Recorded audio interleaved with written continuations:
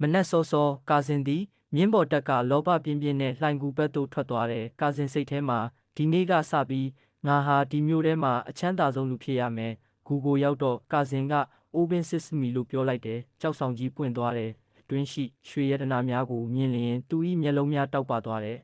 ။ကာစင်ကလောဘကြီးစွာဖြင့်ဒီဟာလဲယူမယ်။ဒါလဲယူမယ်။အကုန်ယူမယ်အိတ်ကြီးများထဲသို့ရွှေများထည့်ပြီးထွက်ရန်ပြင်ဆင်တယ်။ကာစင်တကားရှိရောက်တော့အိုးပင်စီအိုးပင်ရှူအိုးပင်ပါတဲ့ဟာ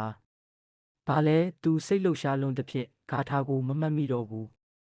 တခိုးများပြန်လာတယ်မြင်းတက်များနီးကပ်လာပြီးတခိုးကောင်းဆောင်ကအထဲကဘယ်သူလဲဆိုပြီးတခိုးတွေကူလဲဝင်လာကြတယ်ကာစင်ဖမ်းမိသွားတယ်အလီဘာဘာစိုးရင်ချင်းများစွာနဲ့ညနေထိကာစင်ပြန်မလာသေးဘူးဇိုင်းနဲ့ဟုတ်တယ်ကိုမမြင်ဘူးသေးဘူးအလီဘာဘာစိတ်ပူအရန်စိတ်ပူလာတယ်အလီဘာဘာကကျွန်တော်သွားရှာမယ်အလီဘာဘာဂူစီနောက်တစ်ခေါက်ပြန်သွားတယ်။အိုးပင်စစ်စမီဆိုပြီးပြောလိုက်တယ်။ဂူအတွင်းဝင်သွားတယ်။သူ့အကိုကိုတွေ့တော့အလီဘာဘာမျက်ရည်ကျတယ်။အလီဘာဘာဝမ်းနေစွာဖြင့်